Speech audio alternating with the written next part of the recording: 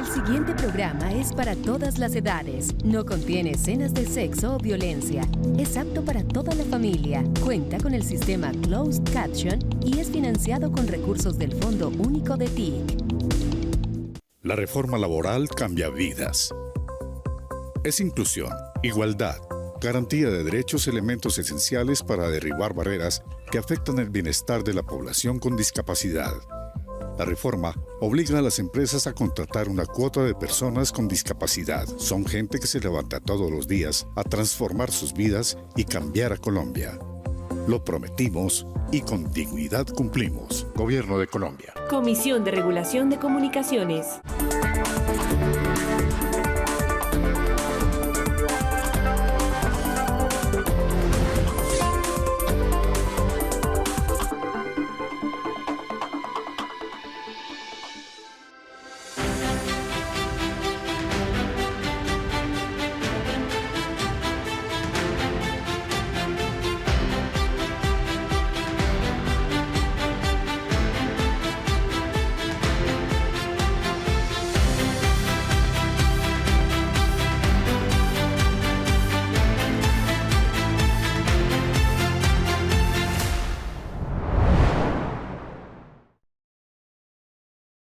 Si el Senado no aprueba una ley de financiamiento, el Estado va a quebrar, todas las cifras lo dicen, y nos hundimos en la barbarie y la violencia, y no en este gobierno, sino después. Por una parte, como su nombre lo indica, de acuerdo con el Estatuto Orgánico del Presupuesto, la ley de financiamiento debe acompañar el proyecto de presupuesto cuando hay una porción del presupuesto que tiene una financiación contingente, en este caso por 26 billones de pesos, del presupuesto que presentamos por un monto de 557 billones, entonces hay una financiación contingente por 26 que corresponde a esta ley de financiamiento, es decir, con este recurso se completaría el financiamiento de todo lo que es el presupuesto del año 2026. En el mundo la gente se está dando cuenta que los estados crecen apalancándose en deuda y por tanto lo que estamos viendo es que las reglas fiscales se están abandonando o no se están cumpliendo o se están suspendiendo. Es decir, la regla fiscal es algo que, pues digamos de alguna manera, no es un mecanismo de disciplinamiento tan expedito porque siempre tiene alguna forma de escaparse de ella. Yo lo que creo es que nosotros estamos en mora de discutir cuál es nuestra postura fiscal estructural, es decir, cuál es nuestra política fiscal frente a la deuda, por ejemplo. Si nosotros vamos a mantenernos en un sistema de regla fiscal como el que traíamos, yo creo que ese sistema es altamente inconveniente y particularmente porque las inflexibilidades de gasto son brutales, son gigantes y el Congreso de la República y las altas cortes han contribuido de manera importante a que estas inflexibilidades se vuelvan cada vez mayores. Recuerden ustedes que el Congreso el año pasado aprobó un acto legislativo que aumenta las transferencias a las entidades territoriales. En el Congreso de la República, digamos, cada semestre se aprueban, no sé, 10, 20, 30 leyes, a veces en promedio 25, 30, que aprueban gasto y ordenan gasto al gobierno, sin fuentes de financiación ciertas. Entonces lo que tenemos es un problema de falta de coherencia fiscal entre el Ejecutivo, el Legislativo y las Cortes para que podamos tener una política fiscal realmente consistente. Se busca que con esta ley de financiamiento haya un replanteamiento tributario en clave de varias cosas que hemos planteado, que ha planteado el señor ministro, que ha planteado el presidente, y es que lo tributario debe entenderse como un pacto fiscal. Toda la sociedad debe comprender que si se quiere avanzar en medidas de disminución de la pobreza, en medidas de mayor equidad y en avance del país, pues es necesario tener aporte de todos con el objeto de que esos propósitos se hagan realidad. Entonces, la reestructuración de algunos aspectos de la tributación colombiana, que a pesar de algunos avances todavía tiene mucho que avanzar en progresividad, que todavía tiene mucho que avanzar en mejorar la eficiencia de la estructura de los impuestos, toda vez que hay muchas exenciones, muchos beneficios que son pérdida de recaudo y que no necesariamente contribuyen al logro de los objetivos de la política fiscal, además de buscar por la vía tributaria desincentivar algunos consumos y algunas cosas que son malas para la salud. El consumo de licores, el consumo de tabaco y otras sustancias pues no son necesariamente buenas, y estos impuestos contribuyen en mediano plazo a mejorar los hábitos de la sociedad en mejora de su salud. Entonces esos son los dos propósitos de la ley de financiamiento. O sea, uno, entonces podríamos decir que en ese contexto buscamos que se disminuya en lo posible el gasto tributario, es decir, gasto tributario es la definición de exenciones, beneficios, etc. Dos, contribuir con algunos elementos de racionalización de consumos no saludables. Y tres, avanzar en mensajes hacia la transición energética con la imposición a los combustibles. La ley de financiamiento tiene 4 títulos. El primer título tiene que ver con la racionalización del gasto tributario. Aspiramos a recaudar 5.6 billones por ese concepto. En el título 2 hay unas modificaciones a patrimonio y renta, buscando una mayor progresividad tanto en renta como en patrimonio, particularmente en patrimonio. El título 3 tiene que ver con impuestos ambientales, impuestos externos, mineroenergéticos e impuestos al consumo, alcohol y tabaco. Y ahí aspiramos a que el recaudo sea de 9.8 billones. Y el título 4 tiene que ver con mejoras al procedimiento tributario y gestión de la DIAN, por el cual aspiramos a recaudar cerca de 6.4 billones para un total de 26.3 billones de pesos. Toda ella significa un recaudo de 1.4 puntos del PIB, y hacia el año 27 el recaudo sería de 28.2 billones, al 28 de 32.6, al 29 de 34.9 y al 30 de 37 billones. Esos, digamos, son los grandes números de la ley de financiamiento. Esta propuesta tributaria de ley de financiamiento se diferencia primero en el énfasis que tenemos en la progresividad, en lo que tiene que ver con el impuesto a patrimonio y el impuesto de renta. Queremos buscar una mayor progresividad en esos impuestos. En eso se diferencia de una manera importante con anteriores proyectos que se basaban en lo fundamental en la grabación en impuestos indirectos. La progresividad es un concepto tanto de filosofía política y es de lograr equidad siempre en la sociedad, y por la equidad se puede lograr en la política fiscal por la vía del gasto, con subsidios, con garantizar los gastos fundamentales de los derechos básicos, y por el lado de la tributación, haciendo que la tributación sea progresiva. Eso quiere decir que de acuerdo con el principio de capacidad de pago, pague más el que más tiene, tanto en ingresos, en rentas, como en patrimonio. Eso es la idea de progresividad. Entonces, nosotros estamos proponiendo que en patrimonio y en renta haya un incremento en la progresividad. En los impuestos directos, como renta y patrimonio, siempre son progresivos. Sin embargo, la progresividad puede ser débil o puede ser fuerte. La nuestra es aún débil. Podríamos avanzar un poquito más hacia allá, de manera que exista una posibilidad de que quienes más tengan paguen mucho más, y eso se logra con lo que se llama tarifas marginales más altas a medida que crecen los umbrales de ingreso o de patrimonio.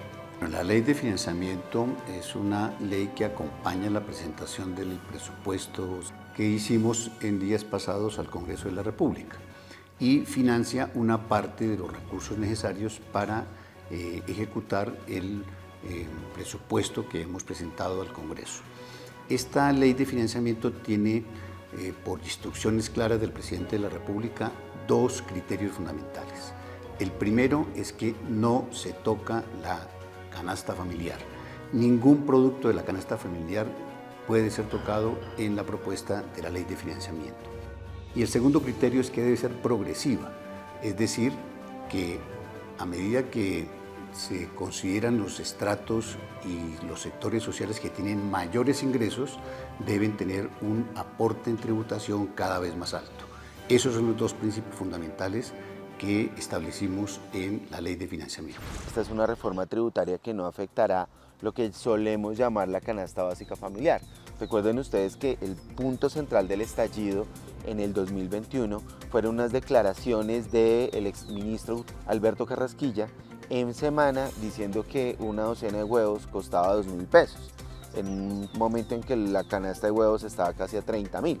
Entonces, desde ese desconocimiento, desde esa insensibilidad, ellos pretendían poner, digamos, una categoría, los huevos en una categoría donde el costo final para el consumidor se iba a aumentar. Y la gente no fue tonta y se dio cuenta del tema, y el estallido vino a las 2-3 semanas, el país ya estaba en una movilización muy fuerte.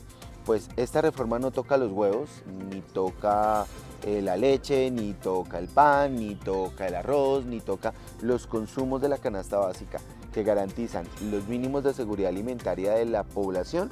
Siguen estando con un régimen tributario pues bastante favorable. Hemos incrementado, por ejemplo, el impuesto al patrimonio para aquellas personas que tienen patrimonios acumulados por encima de 2.000 millones de pesos, es decir, una franja reducida de la población que tiene patrimonios en esta cuantía y tiene la posibilidad incluso de descontar la vivienda en la cual actualmente viven. Solamente a las personas que tengan patrimonios por encima de 2.000 millones de pesos van a tener unos incrementos a través de tarifas marginales que van hasta el 5% efectivamente para patrimonios, por ejemplo, de 100.000 millones de pesos. Un segundo criterio es que vamos a establecer un incremento a la renta a personas naturales a partir de ingresos promedio de 10.200.000 pesos. Todos aquellos que en promedio tienen ingresos brutos inferiores a 10.200.000 pesos no van a tener alteración en su impuesto de renta.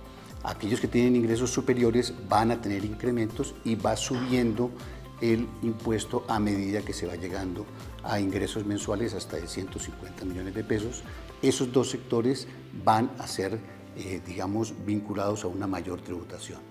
Vamos a establecer una tarifa adicional para el sector financiero de 10 puntos adicionales a los que actualmente se tienen y llegando a 15% de sobretasa a la renta de las personas jurídicas, específicamente del sector financiero.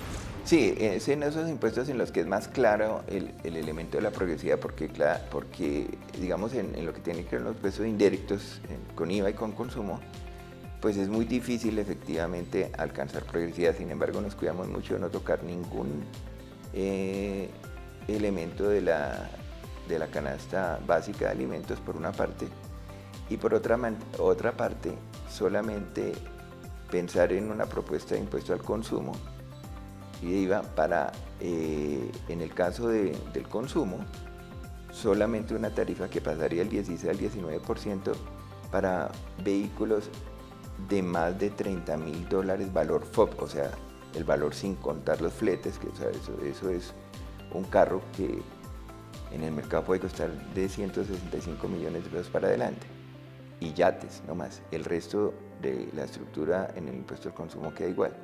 Entonces, la progresividad básicamente tiene que ver con estos impuestos directos, pero en los impuestos indirectos nos cuidamos de no gravar la canasta básica y solamente los bienes de lujo, digamos.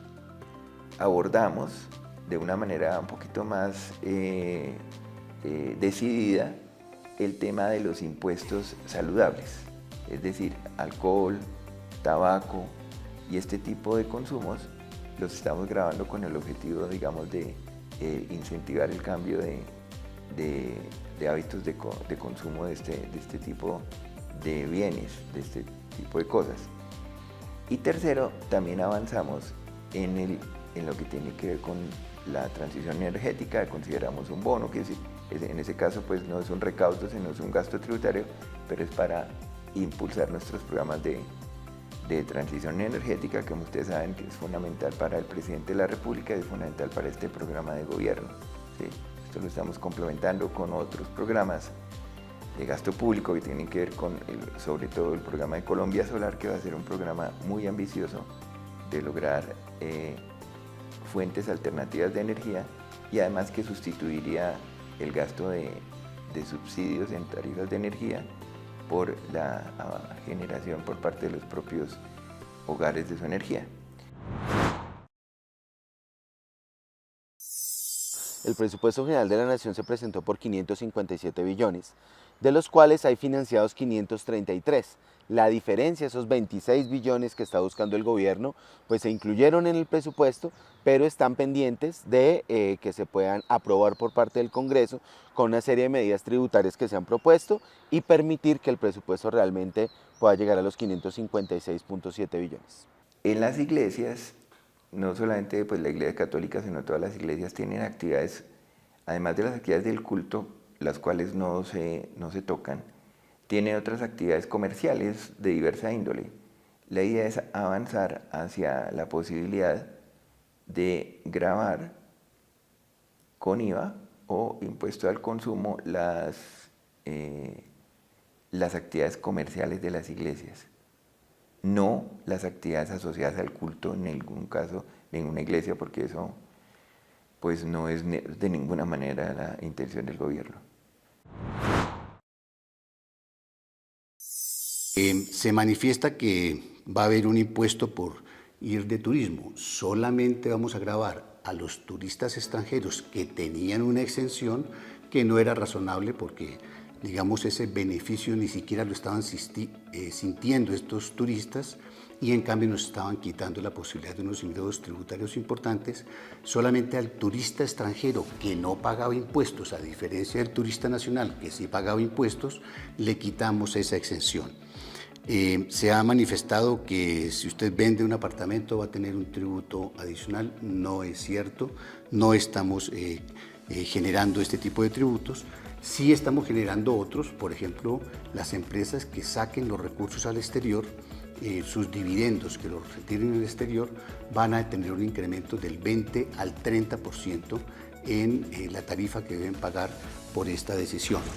No se van a gravar las cuotas de administración en los conjuntos, eso no es cierto, eso está excluido. Se propone gravar en el caso de los espectáculos las boletas de entrada a espectáculos, conciertos, que sean de más de 500.000 pesos la entrada, no otras, es decir, en eso no entran ni las boletas de cine, ni las boletas de fútbol, ni las boletas de teatro, ni las boletas de todo, sino solamente cuando hay boletas de más de 500.000 pesos, que creemos que es una cosa razonable, un impuesto al consumo. Sí se van a gravar los combustibles, pero de una manera diferencial, de una manera progresiva en el caso de la CPM, porque somos conscientes que la CPM es crucial en la cadena de producción y comercialización para el transporte y los alimentos y demás. Entonces la CPM tiene un tratamiento más benéfico y progresivo que los combustibles. La idea es que en el contexto de transición energética y en el contexto también fiscal, disminuir el peso de los subsidios a los combustibles, como ha hecho este gobierno desde el principio, se justifica gravar a los combustibles como lo estamos proponiendo.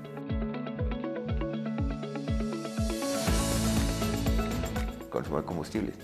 El peso en los ingresos y en los gastos de las familias más pobres es notoriamente más pequeño que en el de los grupos de mayores ingresos.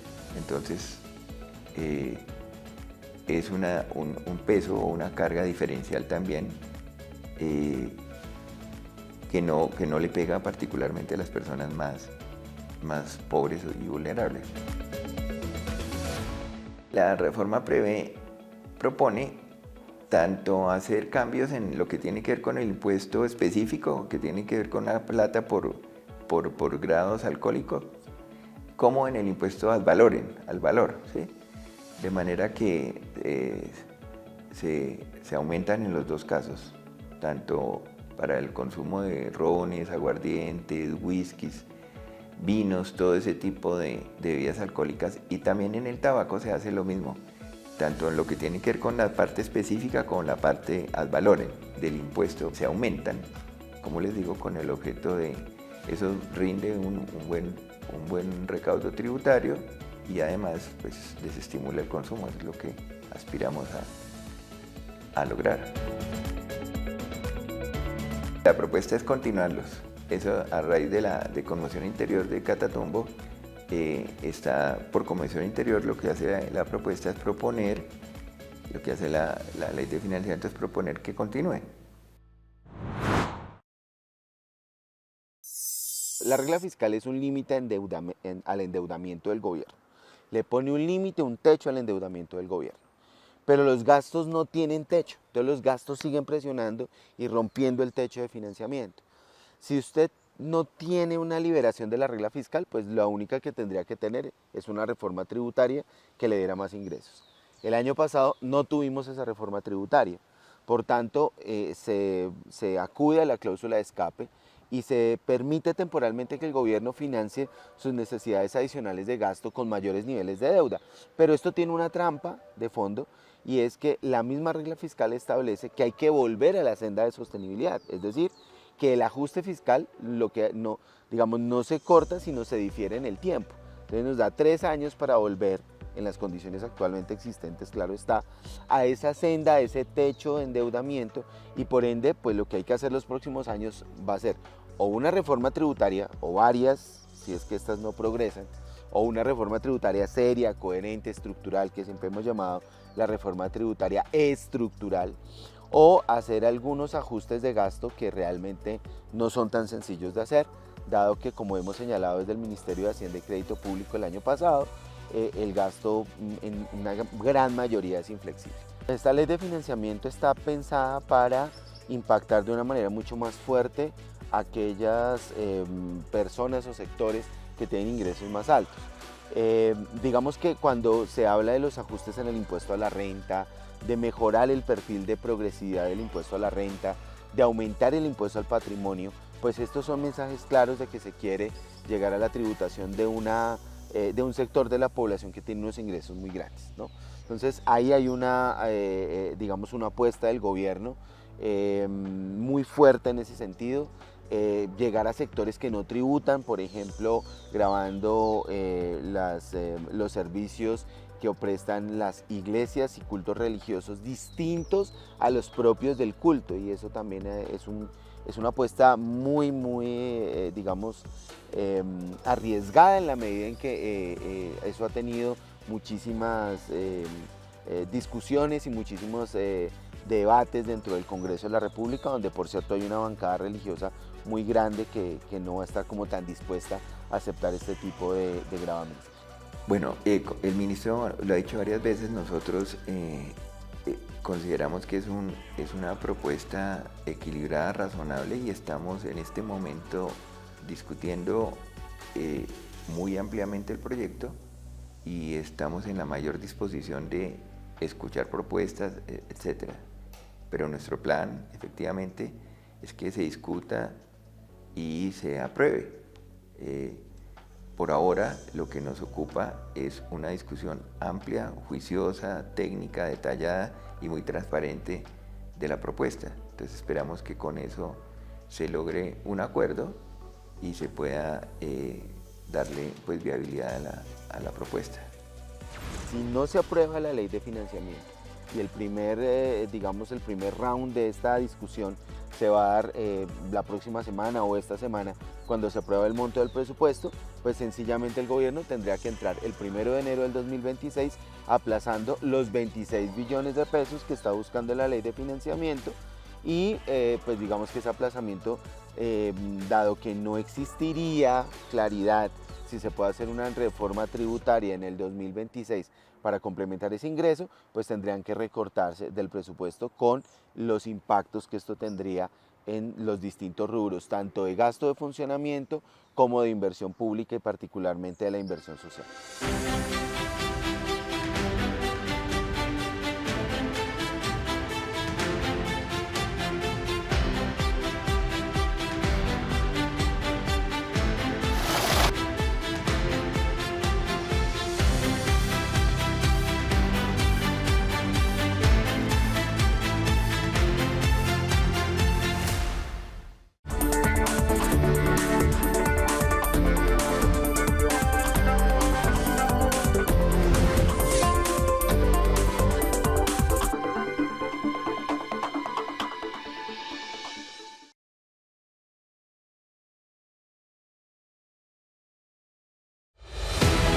La reforma laboral es un triunfo colectivo.